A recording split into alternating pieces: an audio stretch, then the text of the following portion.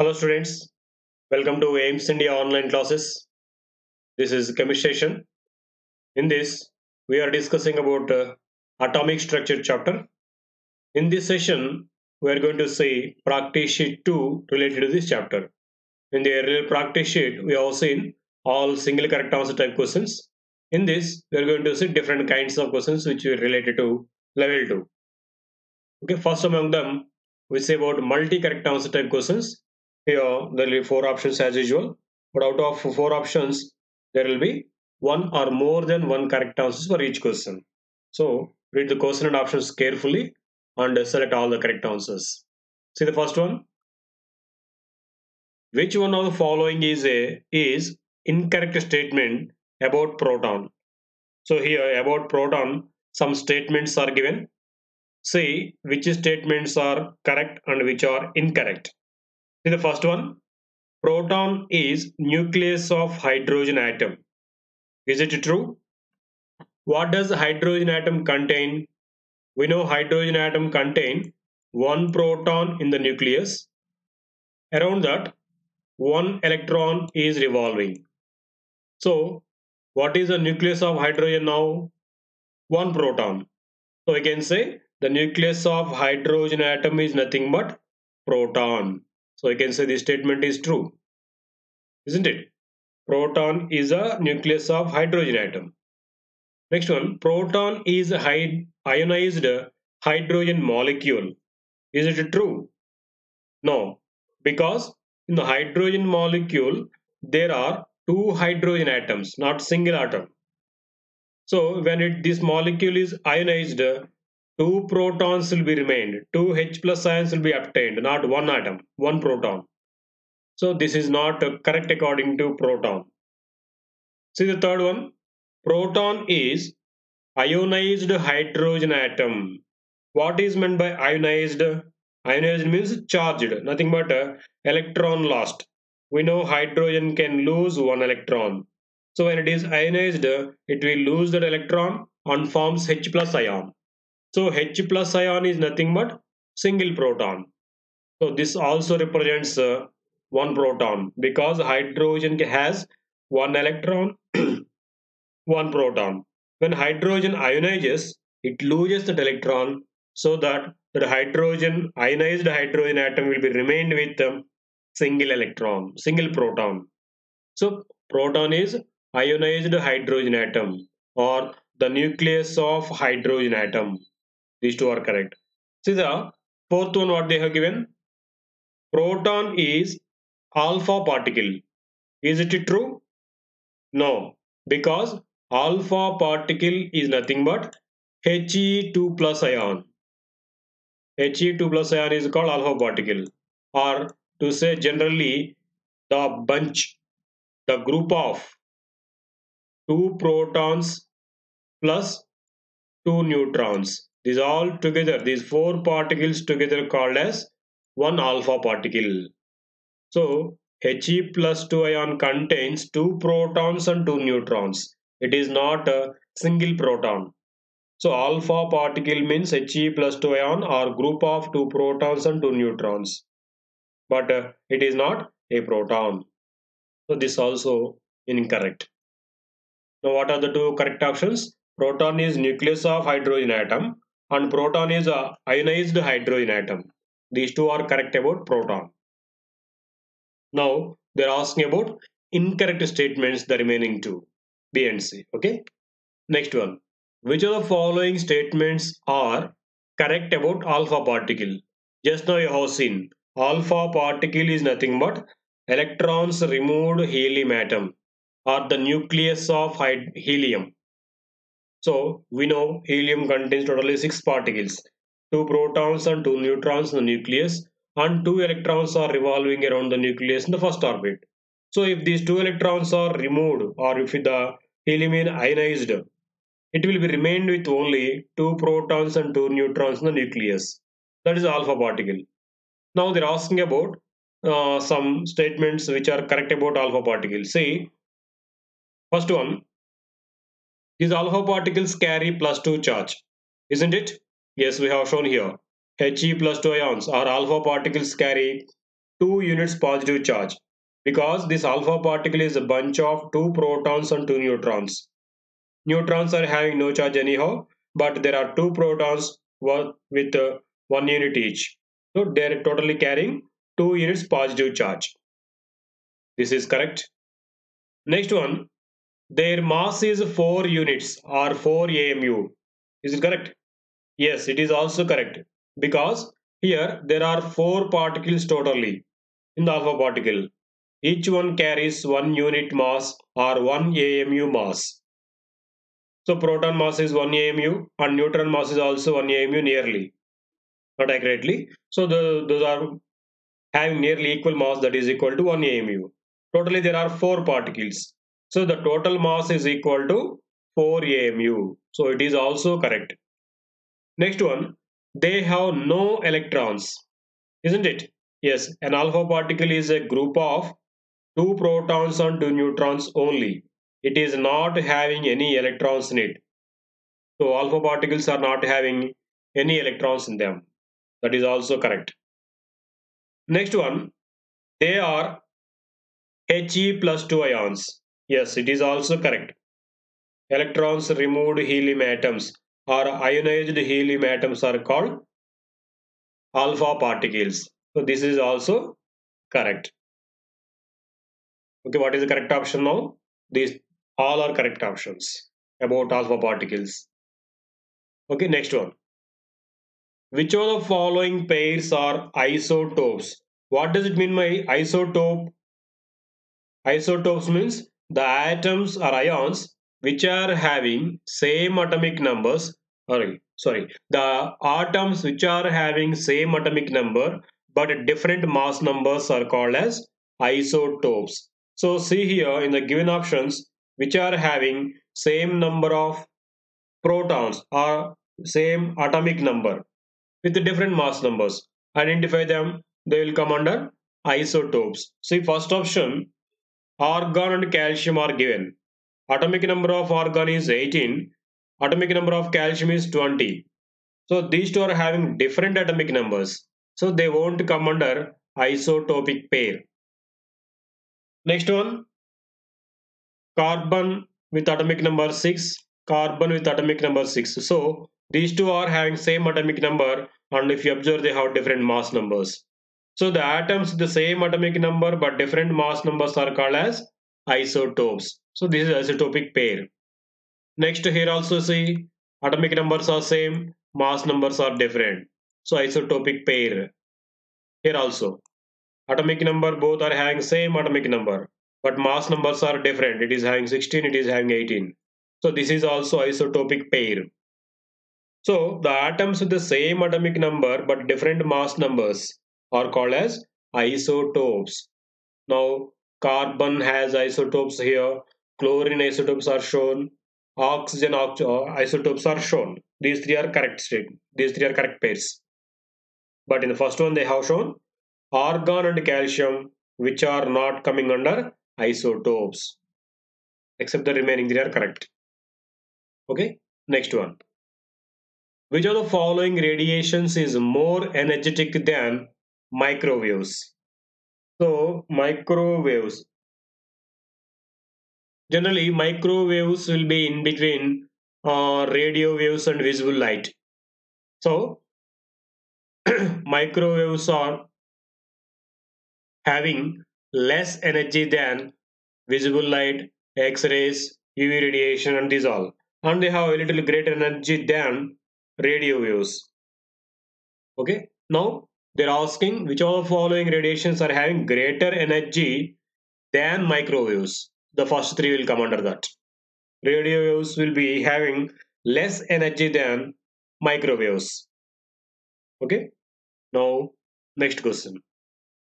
The wavelength of an electromagnetic radiation is inversely proportional to. Wavelength is inversely proportional to. Let us see once the relations between these characteristics of electromagnetic radiation so that we can understand. We know E is equal to h nu. According to Planck's equation, we have relation E is equal to h nu. Okay. Then in the place of nu, we can write C by lambda also, because nu is equal to C by lambda, we know. Okay. Now this also can be written as H into C into 1 by lambda, isn't it? We know 1 by lambda is nothing but a wave number. So we can write now H C nu bar.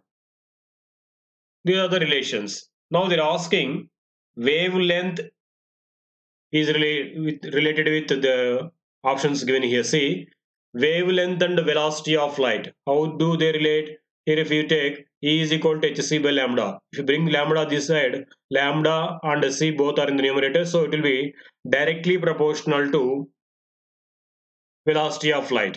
So wavelength is directly proportional to velocity, so it won't come under that, because they're asking which are inversely proportional to wavelength.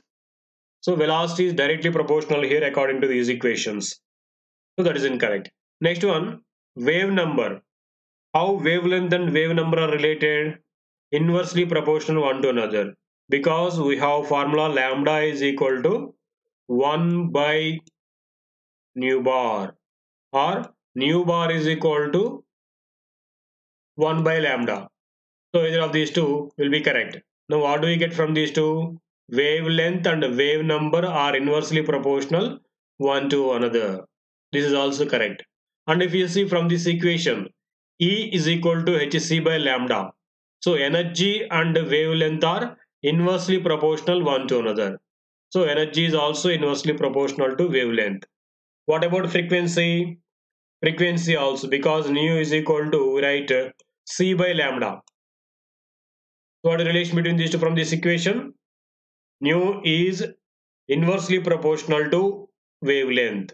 So wavelength is inversely proportional to frequency, energy and wave number. But it is directly proportional to velocity. It won't come under. Except this, remaining three are inversely proportional to wavelength. This is correct. So BCD is correct answer now. Now, next one.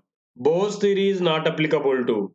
Actually, it is one of the major drawbacks in the limited or limitation in the Bohr's theory. Bohr's theory is limited or applicable only for single electron species.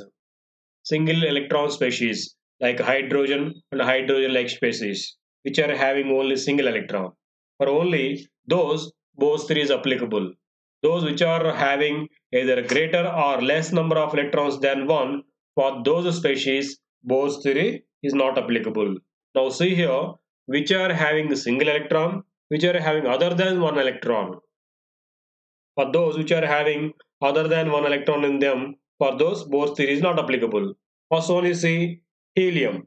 How many electrons will be in the helium atom? We know there are 2 electrons. So as there are 2 electrons, Bohr's theory is not applicable to it. What about Li plus 2? Lithium atomic number is 3. As it is shown here, plus 2 charge. It means it lost 2 electrons. So there are 3 electrons. Out of 3, 1 and 2 are lost. How many will be remain? Only 1 electron. So it comes under now single electron species, to which Bohr's theory is fairly applicable. So for this it is applicable. What about He plus 2 ion? We know helium has 2 electrons. He2 plus means it lost 2 electrons. So it has 0 electrons now. As there are no electrons, Bohr's theory is not applicable to this also. See the last one, H plus. We know hydrogen has 1 electron. H plus means it lost its electron. Now there will be 0 electrons in this also. So Bohr's theory is not applicable for these two. Now, only for Li plus 2, Bohr's theory is applicable among these all. For the remaining all, it is not applicable. Okay, next. Which of the following elements have valency 2? So, valency 2, the combining capacity 2. What is valency? The number of electrons gained or lost or shared by an element to become stable is called its combining capacity or valency. See, out of these elements, which one is having valency 2? We know oxygen. atomic number 8. If you write its configuration, it becomes 2 comma 6. Now, to become stable, how many electrons are needed for oxygen? 2 more electrons. So it will gain 2 electrons and becomes stable. So its valency is 2. What about magnesium? Its atomic number is 12 and its configuration will be 2 comma 8 comma 2. So it has 2 electrons in its valence shell. So to become stable, it will lose those 2 electrons and becomes like a neon's configuration, so that it can become stable. Now, what is the valency of magnesium here? As it gained 2 electrons, it lost 2 electrons, its valency is 2. What about sulfur? Atomic number of sulfur is 16. So its configuration is 2 comma 8 comma 6. Now it has 6 electrons in its valence shell, just like oxygen. So to become stable, even sulfur also will gain 2 more electrons and hence its valence is 2. What about beryllium? If we say the atomic number of beryllium is 4, so its configuration is 2 comma 2. Now if you observe, it has 2 electrons in its valence shell. So to become stable, it can lose these 2 electrons and hence its valence is also 2. Actually, beryllium shares 2 electrons to form 2 covalent bond, 2 bonds. So its valency is 2. Now finally, if you observe, for these all elements valency is being 2. That might be either by losing electrons or by sharing electrons or by gaining electrons also. But anyhow, the valency is being 2 for these all elements. Next, comprehension paragraph type questions. First, let us see paragraph given based on this concept. So the frequency, velocity of light and the wavelength of electromagnetic radiation are related one to another. Yes, the other commonly used quantity, especially in spectroscopy, is the wave number. So these four: frequency, velocity of light, wavelength, and wave number. These all are interrelated one to another. Now, based upon these relations, here let us see some questions. First one, if you say, which of the following relations are correct? Some relations are given based upon these characteristics of electromagnetic radiations. Now, see which is correct among these. See the first one, frequency into wavelength is equal to velocity of light. Is it correct? Actually, we have nu is equal to c by lambda. Frequency is equal to velocity of light by wavelength. So if you bring the wavelength to other side by cross multiplication, so we get frequency into wavelength is equal to velocity of light. The same statement is given here. So it is correct, isn't it? Next one. Energy is equal to Planck's constant into frequency. Yes, it is direct equation we can say. According to Planck's equation, E is equal to h nu. They have given directly. So that is also correct statement. See the third one. Frequency is equal to velocity of light into wave number. Let us see this also derivation. We have nu is equal to c by lambda, isn't it? So if you bring nu is equal to c into 1 by lambda. We know 1 by lambda is nothing but wave number. So in the place of 1 by lambda we can write nu bar. So nu is equal to c into nu bar. That is, frequency is equal to velocity of light into wave number. So this is also correct. They're asking which relations are correct. Which are correct now here? These three are all correct. Okay, next one. The wavelength of a radiation is 97,540 centimeters. Calculate its frequency. So they have given wavelength. Wavelength lambda is equal to 97540 centimeters. It is given. And they're asking to calculate frequency. So what relation we are having here? Nu is equal to c by lambda. We know c is the velocity of light. So if we substitute these two values, velocity of light is 3 into 10 to the power of centimeters per second, and lambda value already it is given centimeters itself. So if we substitute these values and we calculate, we get this. We will change the decimals, we get it as 3.07 into 10 to the power of 5 second inverse. It is the frequency, where it is the first option. Okay, now next question. The light of any electromagnetic radiation travels in vacuum or air with a speed of. So what is the speed of any kind of electromagnetic radiation? All the electromagnetic radiations travel with velocity of light. That is equal to 3 into 10 to the power of 8 meters per second, or 3 into 10 to the 10 to the power of 10 centimeters per second. Out of this one it is given here, see, that is 3 into 10 or 8 meters per second is given. That's correct. Next one. See, try to match these characteristics of electromagnetic radiation and its units. What are the units of frequency? Frequency units are second inverse. What are the units of wavelength? Here we have to remember one more point.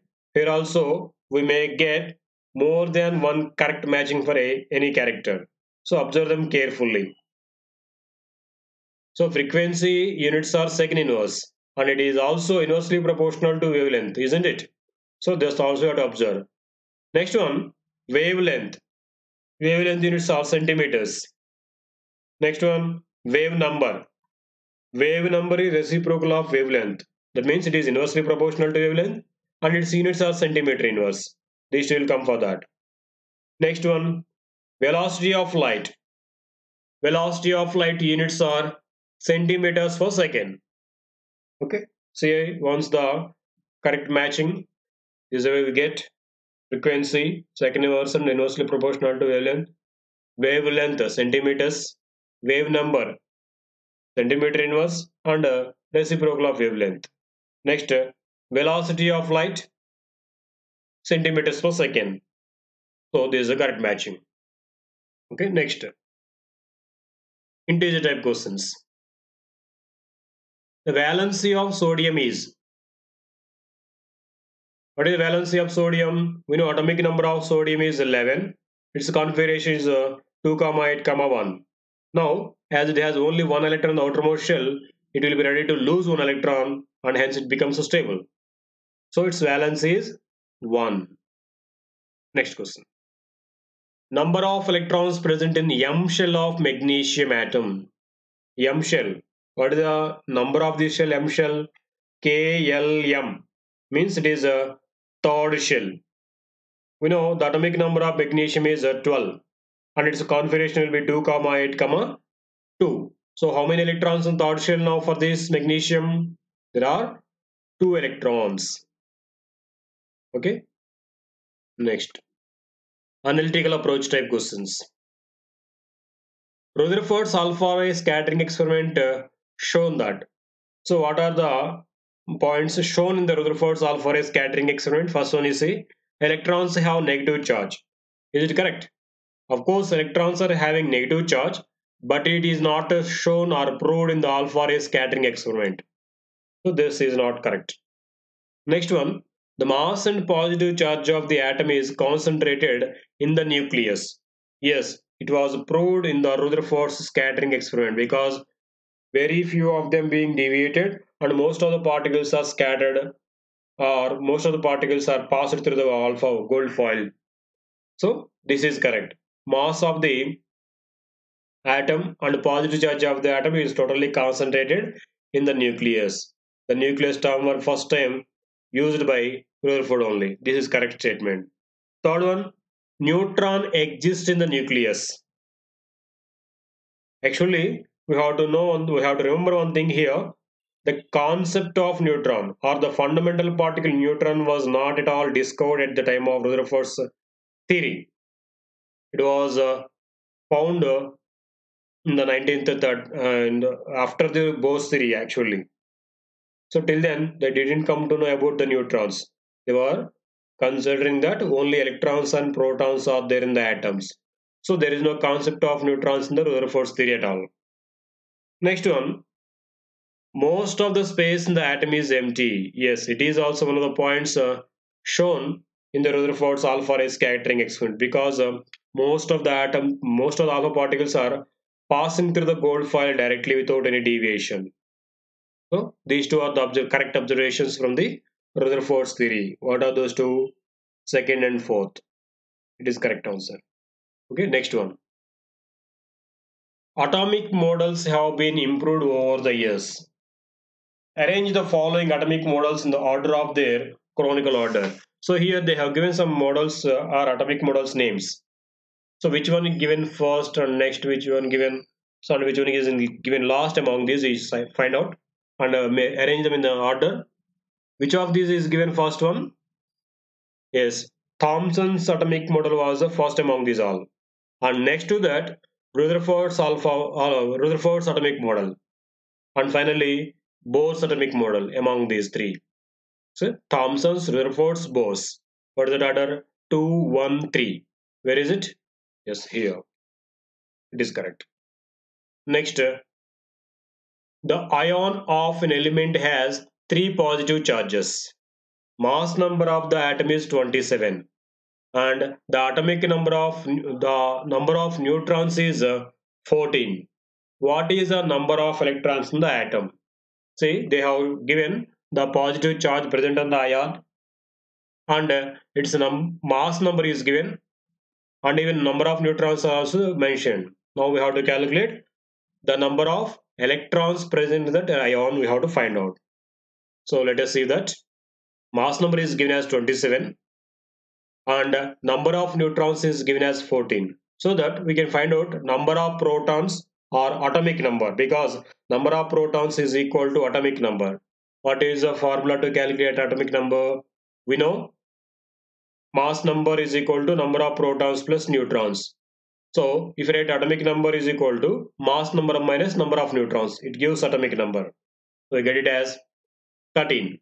So atomic number of this element is 13. It means it will be having 13 electrons in its neutral state, because in the neutral state atomic number is equal to either proton number and even to electron number also. So it will be having 13 electrons in its neutral state, but they shown here it has a 3 units positive charge, means it will last 3 electrons. So originally in the neutral form it will be having 13 electrons, but it lasts 3 electrons. So there will be totally how many electrons will be now? 10 electrons. The number of electrons in the ion with 3 units positive charge is 10.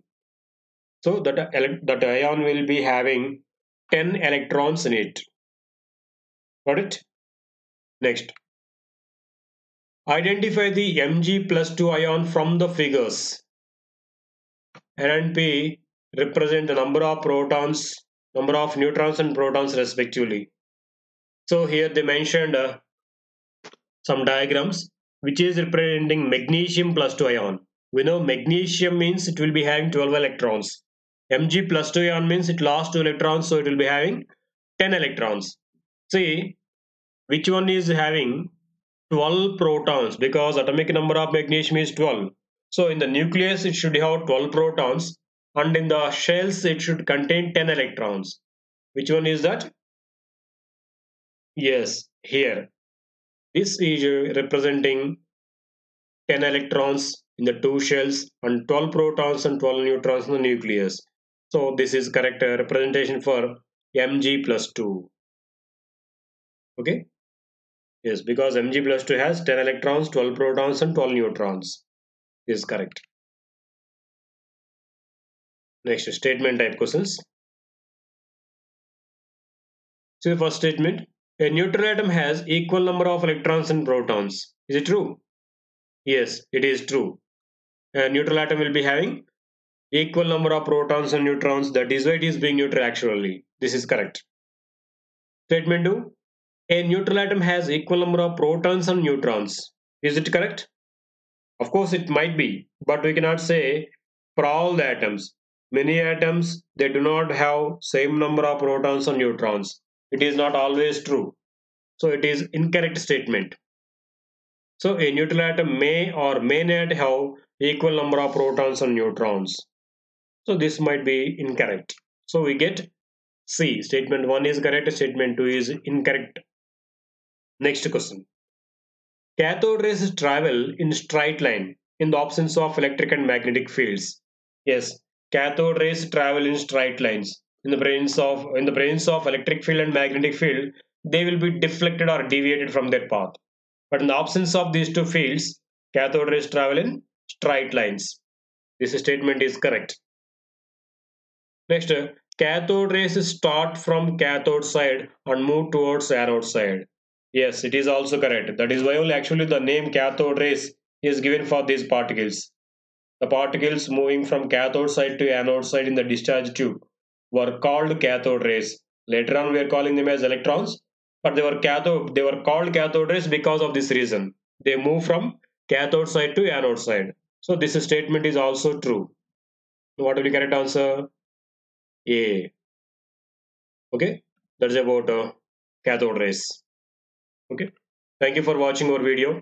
Please subscribe our YouTube channel Aims Today and visit our website www.aimstoday.in for latest updates and recorded videos. Thank you.